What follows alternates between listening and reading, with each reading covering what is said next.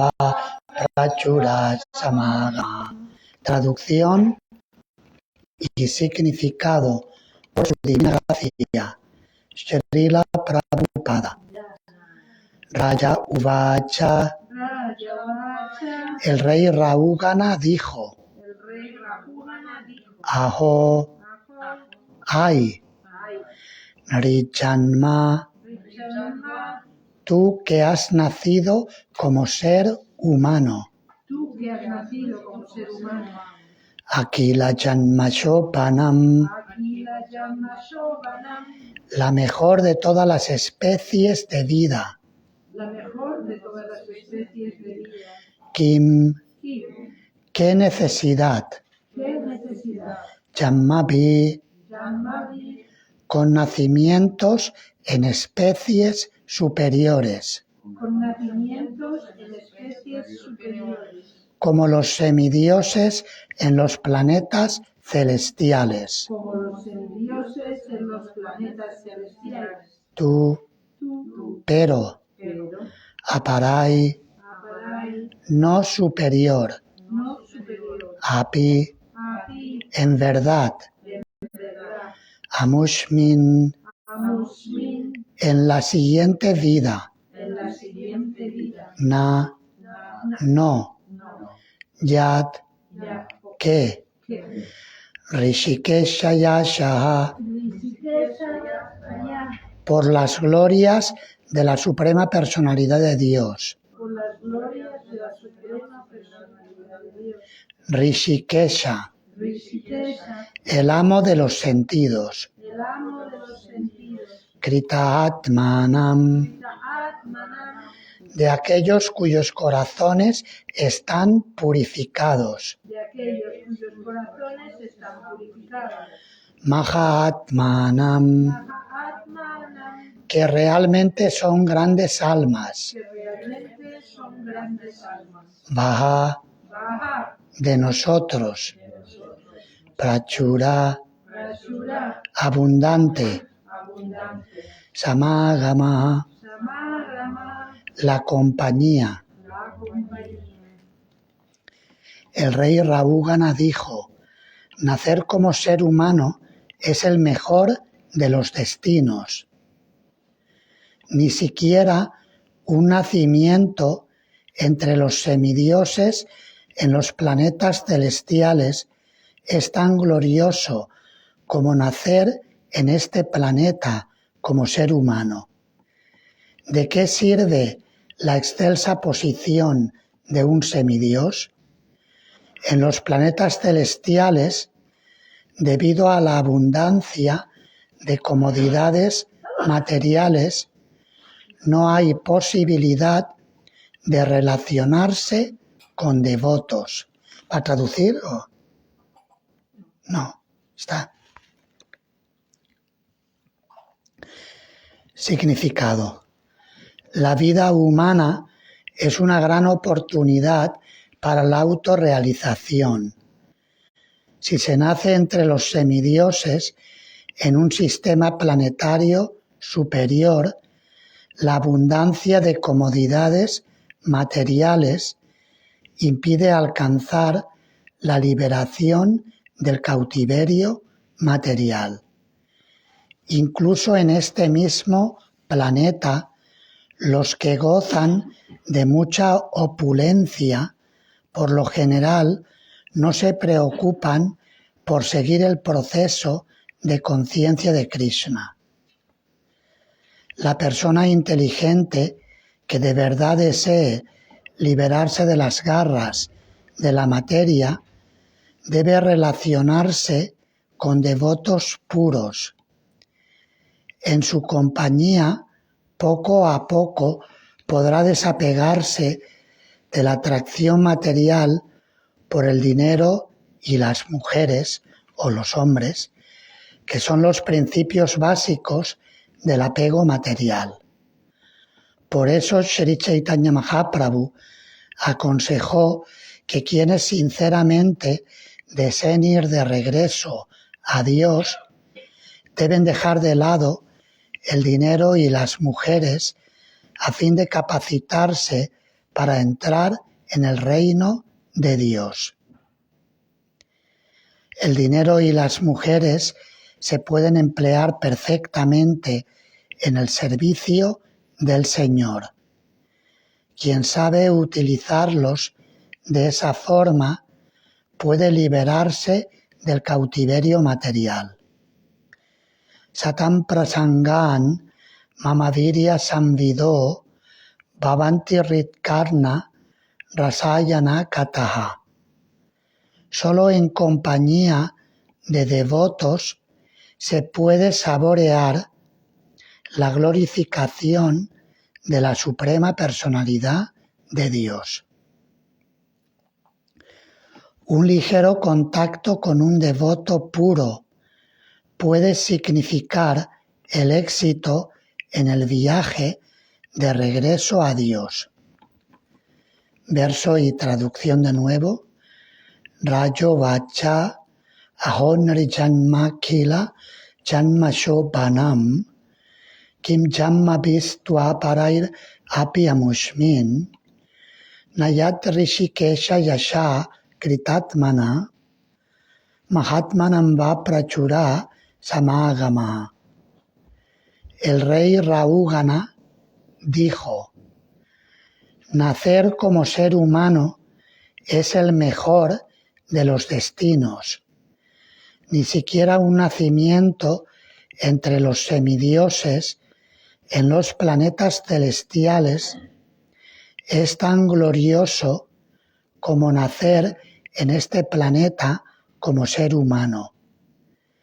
¿De qué sirve la excelsa posición de un semidios? En los planetas celestiales, debido a la abundancia de comodidades materiales, no hay posibilidad de relacionarse con devotos. Om Ajnanati Mirandasya Jnananjana Shalakaya Chakshurum Militam Yena Tasmai Shri Gurave Namaha. Nama Om Vishnu Padaya Krishna Prestaya Bhutale Srimate Bhakti Vedanta Swami Niti Namine. Namaste Sarasvate Deve Gauravani Pracharine Nirvishesha Shunyavadi Paschatyadesh Vancha kalpa tarubhyascha kripa sindubhya evacha patitanam pavanebhyo vaishnavebhyo namo namaha. Esto es parte de una conversación que tuvo lugar entre un rey llamado Rahugana y Yadabharata, que era un alma completamente autorrealizada. Yadabharata le acaba de instruir al rey Rahugana acerca de la existencia material y la compara a un bosque donde hay muchos animales peligrosos. Y la vida material muchas veces se experimenta de esta manera. Es un lugar donde hay peligro a cada paso.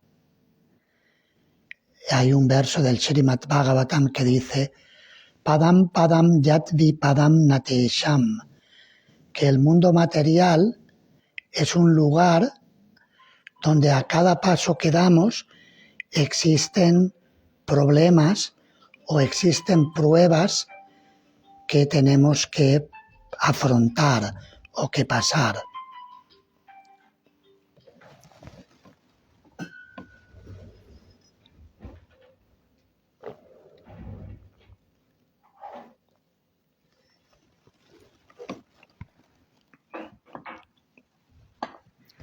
Por ejemplo, normalmente cuando las personas van a trabajar, si van a trabajar a un lugar nuevo, muchas veces se encuentran con compañeros de trabajo que son problemáticos, ¿verdad? ¿Es así o no? Por lo que sea, quieren demostrar que son más capacitados que tú y te presionan, ponen presión sobre tu persona. O son competitivos, a ver quién lo hace mejor, pero no en un sentido de colaboración, sino con un espíritu de demostrar que ellos son mejores. Y a veces nosotros mismos también, por el tipo de educación que hemos recibido, podemos también tener ese tipo de mentalidad, lo cual hace que se creen choques y problemas con otros compañeros dentro del trabajo o en la comunidad de devotos. A veces puede ocurrir, no debería ocurrir, pero puede ocurrir debido al falso ego, al ego material que podemos tener todavía presente en nuestros corazones. Y eso es un pequeño ejemplo de los problemas que acontecen en la vida. Y muchas veces la manera que tenemos de responder es un modo defensivo, como si me estuvieran atacando, cuando en realidad muchas veces nadie nos ataca, somos nosotros mismos quienes nos montamos nuestra película de que nos están atacando, cuando la otra persona tiene su propio problema. La otra persona cree que le atacan y yo creo que me atacan, y en base a eso empezamos a pelearnos. ¿Ocurre eso? No, a veces, ¿verdad? Aunque uno puede optar por no pelearse, aunque haya una provocación. Sí, efectivamente, sí. Alguien puede decirnos algo que no nos gusta, yo puedo optar por identificarme con ello y argumentar y tratar de demostrar que tengo razón, o simplemente puedo, como dice el refrán, a palabras necias, oídos sordos. Es decir, puedo no darle importancia al problema o a la actitud negativa que la otra persona proyecta o que parece proyectar, porque a veces ni siquiera la otra persona tiene mala intención. Nos dice algo con buena intención, pero yo lo interpreto de una forma negativa. Eso no es más que un pequeño ejemplo de los problemas de la existencia material. ¿Qué decir de cuando hay realmente problemas serios, como puede ser un ataque de un delincuente que quiere robar a otra persona, o como puede ser el fenómeno desastroso de la guerra, que aunque no lo deseemos, a veces se produce, ¿verdad? Como por ejemplo el conflicto, que no solamente el conflicto de Rusia y Ucrania, que es muy fuerte, pero también en África y en muchos lugares del planeta, en este momento hay conflictos entre personas de diferentes comunidades y a veces, lamentablemente, incluso entre personas de la misma comunidad. ¿Verdad? De hecho, si hablamos de Rusia y Ucrania, son pueblos hermanos. Son prácticamente hablando el mismo pueblo. Pero por la naturaleza problemática del bosque, de la existencia material, se produce un conflicto. De la misma manera que a veces dos toros se pelean a muerte para conseguir el tener prioridad al aparearse con una vaca. Y los toros son, prácticamente hablando, hermanos, son miembros de la misma especie, pero luchan a muerte. O a veces también lo vemos entre los perros. A veces los perros quieren establecer su poder en un lugar y luchan de una forma agresiva. Esa es la naturaleza de la existencia material. El bosque, y curiosamente, irónicamente, se ha llamado el bosque del disfrute, donde todo el mundo quiere obtener felicidad a través del dinero, a través de los amigos, a través de la pareja, de la familia, de tantas cosas materiales, pero que en términos prácticos todo el mundo, en lugar de disfrutar, sufre como si fuera un condenado.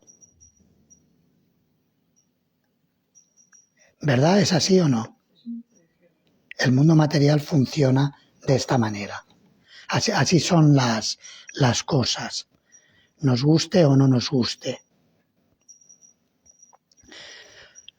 El Srimad Bhagavatam, afortunadamente, nos trae un mensaje de paz, un mensaje de esperanza y un mensaje de conocimiento divino que nos lleva a nuestra posición constitucional como eternos sirvientes de Krishna, distintos del cuerpo material. Y nos ayuda a despertar a esa posición eterna de amor puro por Dios. El verso de hoy nos habla al respecto de cómo el nacimiento humano es el mejor de todos los destinos. Es incluso mejor que el nacimiento entre los semidioses en el cielo material. Y se podría decir, bueno, ¿por qué se dice que el nacimiento en el planeta Tierra es mejor que el nacimiento en los planetas celestiales? ¿Por qué diríais que es mejor? Porque los semidioses tienen muchos beneficios materiales y eso no les ayuda a progresar. Ajá, muy bien. No tienen tanto sufrimiento. Ajá, sí. Sí, ellos no sufren tanto y por lo tanto se creen que la vida material es el destino final. Se creen que es el destino final. Pero realmente es un engaño. Es como en la Biblia se dice que es más difícil que un rico entre en el reino de los cielos que un camello pase por el ojo de una aguja. Y ese es el principio, que en los planetas celestiales las cosas van tan bien a nivel material que la persona no piensa en Dios. Simplemente piensa en disfrutar de la vida. Y por eso aquí habla del disfrute, del dinero, y aquí lo expresa en un lenguaje antiguo que ahora sería cuestionado. Se habla de dinero y mujeres, y las mujeres dirán, ¿y los hombres qué? Los hombres también. Mujeres significa también hombres. Disfrutar de la pareja, disfrutar de los sentidos materiales. En los planetas celestiales, los cuerpos de los habitantes son muy atractivos y prácticamente hablando nos podemos creer que son cuerpos espirituales porque despiden buenos olores. En el planeta Tierra los cuerpos despiden mal olor y si somos un poco objetivos, no hace falta ser un gran científico para poder entender esto, si somos un poco objetivos, vemos que el cuerpo es más o menos una prisión en la que estamos encerrados. Pero en los cuerpos celestiales, el nivel de experiencia que se tiene desde el punto de vista de los sentidos es mucho más sublime y produce cierta euforia en el placer de los sentidos. Y parece que eso vaya a durar para siempre. De hecho, a los habitantes de los planetas celestiales se les llama Amara. Amara quiere decir inmortal. A pesar de que mueren, pero como son cuerpos jóvenes y con gran vitalidad, durante periodos larguísimos en comparación con el planeta Tierra, la gente piensa, tanto ellos como los que los miramos, pensamos que son inmortales y que eso va a durar para siempre. Sin embargo, esos placeres materiales son temporales y comparados con la experiencia eterna del alma en contacto con la personalidad de Dios, en Paramahansa, en bienaventuranza trascendental suprema, en contacto con Krishna, esa comparación es como un destello en el cielo, como si fuera una estrella fugaz. A veces cuando hay una noche clara, sin nubes, y miramos al cielo, vemos pasar las estrellas fugaces, ¿verdad? Pasa muy rápido. El disfrute, incluso en los planetas celestiales, es como una estrella fugaz. Y Maharaj Rahugana, el rey, después de haber recibido la instrucción de Yadabharata, ha entendido y está reconociendo la realidad. Y dice que, por lo tanto, el vivir en un cuerpo humano es muchísimo mejor que un cuerpo celestial material.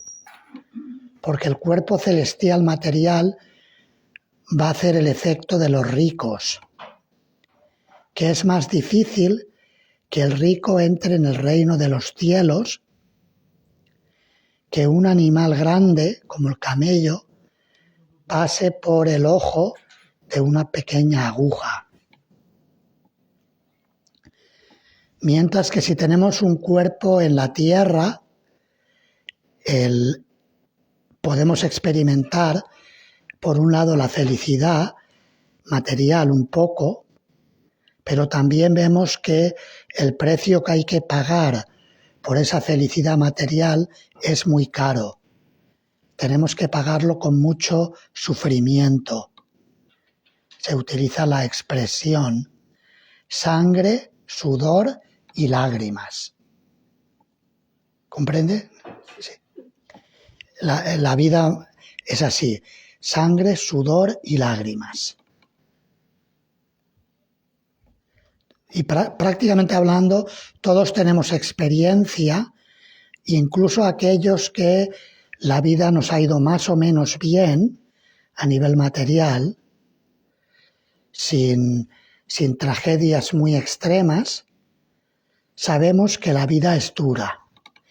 ¿Qué decir cuando tenemos que experimentar una tragedia grande? mis padres vivieron en la Guerra Civil Española. Ellos eran niños cuando hubo la Guerra Civil, que duró 4 años. Dicen que murieron, por lo menos así lo he leído, 1 millón de personas en la Guerra Civil Española. Mucha gente, 1 millón. En 4 años, 1 millón de personas. Y mis padres me comentaban cómo a veces se tenían que ir al refugio. Cuando venían los aviones y bombardeaban, iban a unos lugares donde eran los lugares menos peligrosos. No es que fueran seguros, pero también podían bombardear, pero eran los lugares que parecían más seguros. Y mi madre me dice que ya se acuerda, era una niña de 3 años o 4, y recuerda que los llevaban y los metían en el refugio cuando a veces pasaban los aviones y podían tirar bombas. Y luego no solamente es la guerra, sino ellos tuvieron que pasar por el periodo de la posguerra. La posguerra era casi peor que la guerra, porque había muy pocos recursos.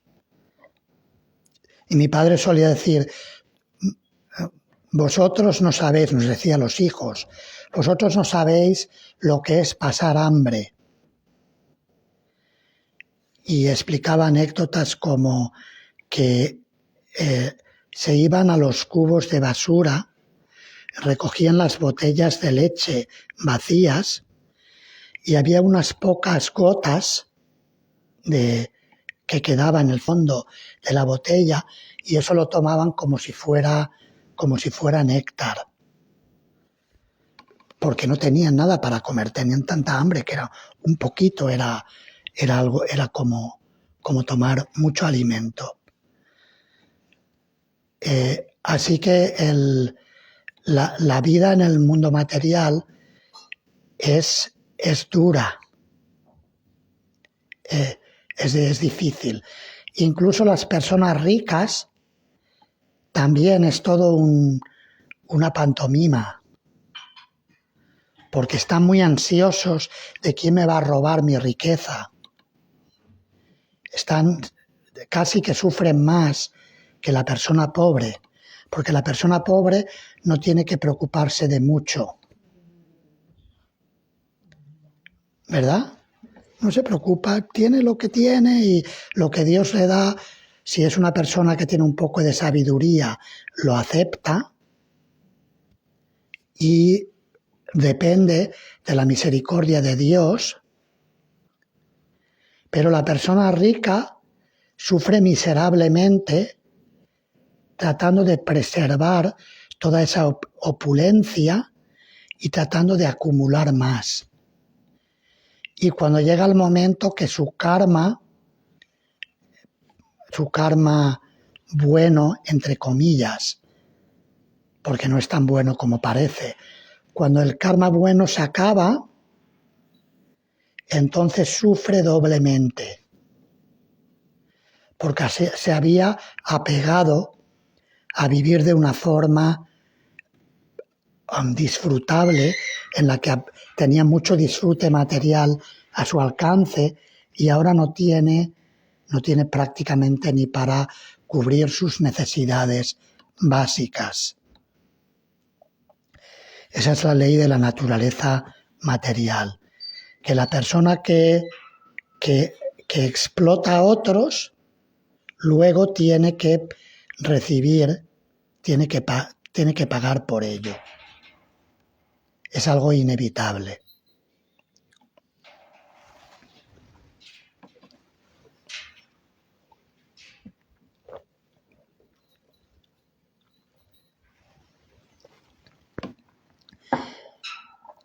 Y por eso Maharaj Rahugana alaba el nacimiento humano, porque el nacimiento humano en la tierra es una gran oportunidad para alcanzar la liberación del ciclo de nacimientos y muertes, habiendo despertado la conciencia de Krishna original. Krishna habla el Bhagavad Gita para despertarnos, y también los grandes devotos puros que aparecen en el Srimad Bhagavatam, como Yada Bharata, hablan acerca de las glorias del Señor para ayudarnos a volver a Él. Krishna viene para llevarnos con Él al mundo donde hay disfrute eterno basado en una relación de amor auténtica, una relación real.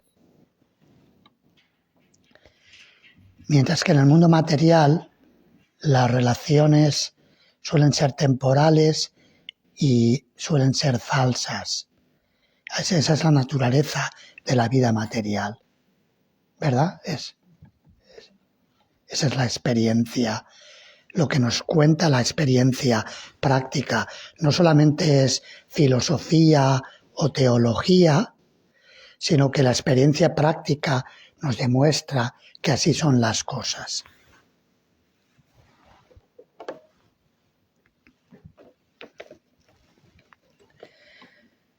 Leo de nuevo el verso, dice: el rey Rabhugana dijo: nacer como ser humano es el mejor de los destinos.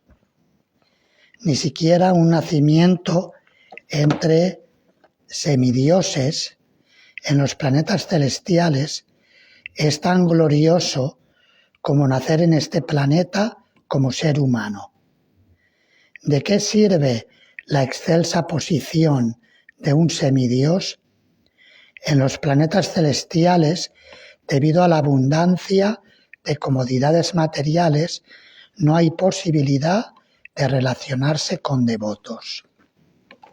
Y esta es la clave, el Mahatmanam va prachura samagama, que en los planetas celestiales la gente está tan ocupada en disfrutar que no se relacionan con devotos. Mientras que aquí en el planeta Tierra hay devotos que están ofreciendo sadhu sangha y tenemos la oportunidad de acudir a ellos para poder despertar nuestra conciencia de Krishna o revivirla. El movimiento de conciencia de Krishna está fundamentado en este principio del sadhu sangha. Srila Prabhupada viajó en solitario al mundo occidental y dio la vuelta al mundo 14 veces predicando la conciencia de Krishna. Y él utilizó todo al servicio de Krishna. En el significado, Prabhupada hablaba de cómo el dinero y las mujeres pueden ser utilizados en el servicio de Krishna. Y eso fue lo que hizo Srila Prabhupada. Ayer estaba leyendo cómo algunas personas en la India habían criticado a Srila Prabhupada porque había establecido comunidades en las que había hombres y mujeres, y le decían que debía tener solamente comunidades de hombres. Pero Srila Prabhupada, que tenía una visión más allá de las diferencias corporales, ocupó a todos, tanto a mujeres como a hombres, en el servicio de Krishna. Y no hizo diferencia en lo que se refiere a ocuparlos en la práctica de la conciencia de Krishna y en distribuir la conciencia de Krishna para el beneficio de otras personas. Y también ocupó toda la riqueza, la utilizó para construir templos, para publicar libros sobre Krishna, el Srimad Bhagavatam, el Bhagavad Gita.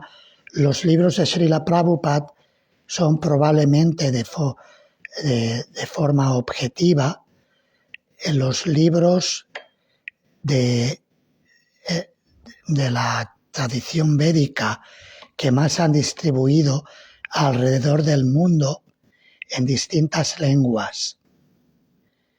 Y ha sido porque Prabhupada utilizó todos los recursos económicos y recursos humanos en esa misión de imprimir y distribuir libros alrededor de todo el mundo.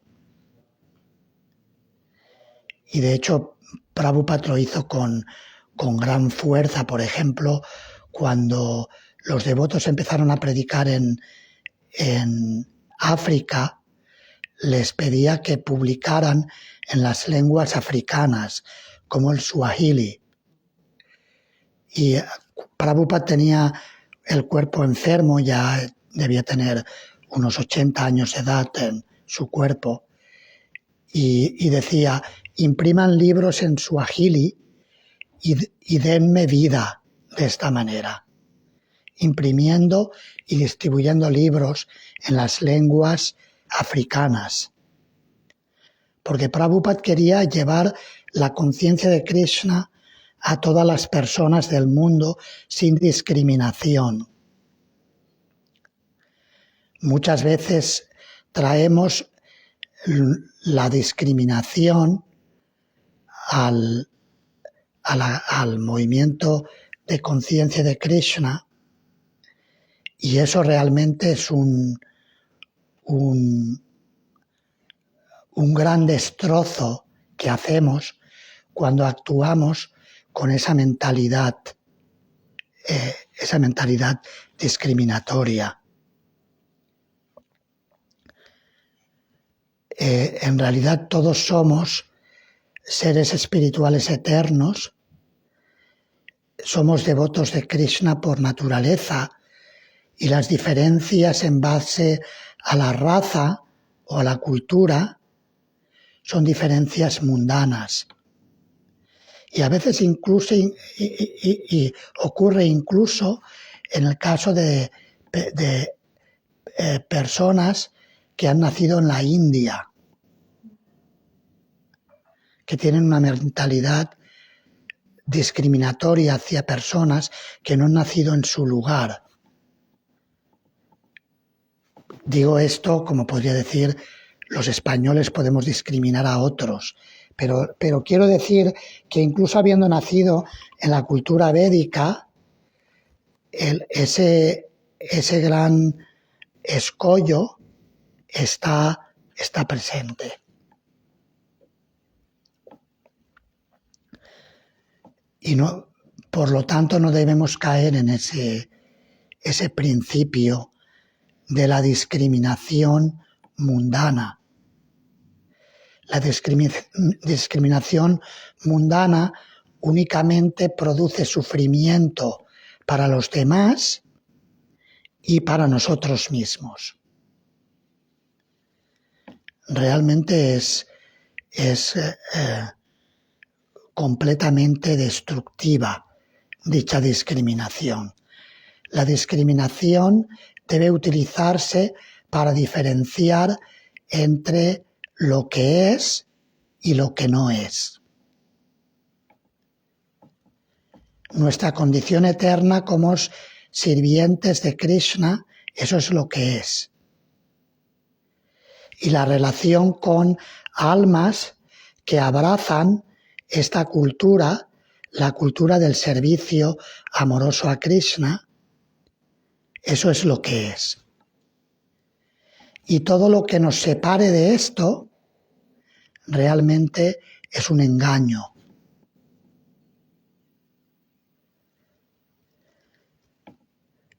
Y por eso el Yadabharata le habló de una forma muy firme a Maharaj Rahugana, y ciertamente le ha ayudado a entender hasta el punto que ahora el rey que empezó discriminando y maltratando a Yadabharata cuando actuaba como un sirviente suyo que estaba cargando el palanquín del rey, ahora le está hablando de una forma sabia en base a la iluminación espiritual que ha recibido de su maestro espiritual. si queréis hacer alguna pregunta o algún comentario sobre el verso, sobre lo que hemos comentado. Tengo una pregunta, pero más o menos la acabas de desarrollar, la diferencia entre discriminar materialmente y discriminar espiritualmente. Ok, ya está claro, sí. O sea, a lo mejor se puede elaborar más, pero sí.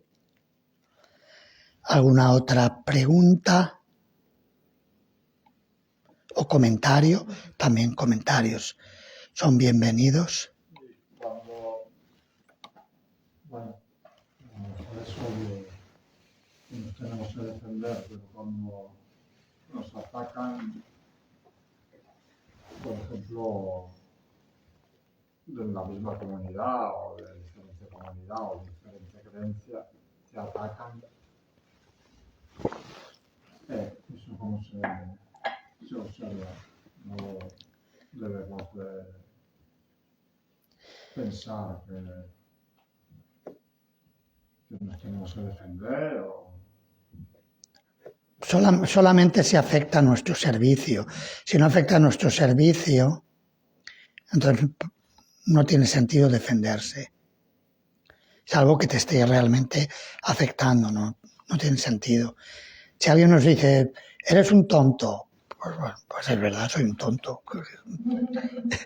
Estoy aquí en el mundo material, pues tonto soy, porque si no, no me hubiera metido en este berenjenal. O sea que muy listo no soy, desde luego. No tiene mucho sentido el defenderse. Si algo está afectando mi servicio, entonces puedo hablar a la persona o hablar con otra persona que intervenga para ayudar a resolver el problema. Lo mejor es hablar comunicarnos como buenos hermanos y hermanas, de una forma consciente de Krishna, con respeto, con afecto, con atención a los demás. Eso es lo mejor. Si hay algún problema, lo hablamos y lo resolvemos como buenos hermanos.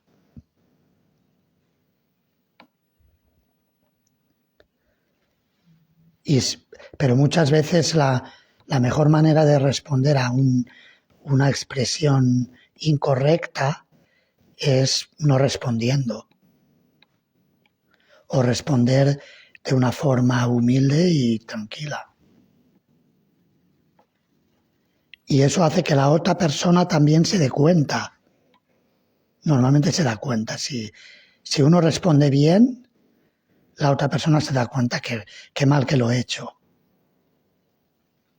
Y por lo menos, si no cambia de comportamiento inmediatamente, por lo menos le ayudamos a recapacitar, como mínimo.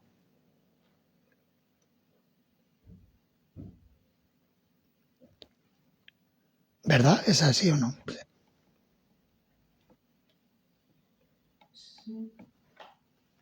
Sí, a veces simplemente cuando una persona está agitada, o si yo misma estoy agitada y lo expreso, si hay otra persona que sigue mi misma dinámica, entonces es cuando se enreda la cosa. Uh-huh.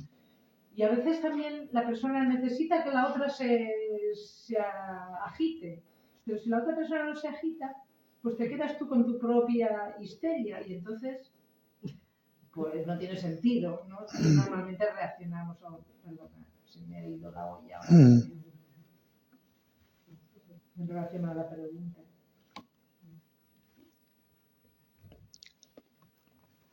¿Cómo deben de reaccionar, por ejemplo, el pueblo ucraniano y ruso cuando a lo mejor se sienten atacados por la otra parte?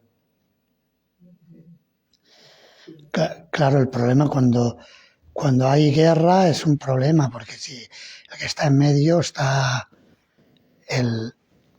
hay mucha gente que está luchando, soldados por ambas partes, que los han mandado los de arriba, que están en sus despachos con sus... No están en el frente de batalla. Antiguamente en la cultura kshatriya, porque a veces hablan de kshatriyas, Ya, tías, no, son unos cobardes.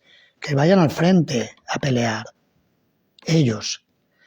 No mandan a los chicos jóvenes, que algunos no saben ni empuñar un arma, porque los van mandando y ellos se quedan ahí en el despacho, sentaditos. Es. ¿Verdad? ¿Es así o no? En la práctica es lo que tiene que... O sea, se trata de buscar la paz. Cuando si hay guerra hay que desescalar el conflicto. Pero el mundo material tiene esa naturaleza que la guerra, el Bhagavatam da el ejemplo que es como la fricción entre dos cañas de bambú. Cuando hay mucho viento, los bambús están cerca y a veces chocan. El viento los mueve, ese choque, ese roce produce chispas y provoca un incendio forestal. Y cuando hay un incendio, ya es sálvese quien pueda. Y ahí ya no hay mucho que argumentar. Sálvate como puedas. Sí, por ejemplo, es extraño. Aquí en España, la gente de Ucrania y de Rusia se atacan a uno a otro, pero no están, los odian uno a otro, pero no están ahí en la guerra. Aquí Aquí se atacan también, en España, los rusos y los... hay gente muy expresiva y empiezan a odiar a toda la gente de nacionalidad rusa, por ejemplo, ¿sí? Y al contrario de todos los ucranianos. Es extraño. Sí, es extraño, sí. Eso es por la identificación, pero que realmente los dos tienen el mismo problema, los dos son víctimas de una guerra no deseada. ¿Por qué se van a montar a una guerra fuera del lugar de conflicto? Si un fuego se apagó, estás en un sitio que se apagó, ¿para qué vas a encender otro fuego? No tiene sentido.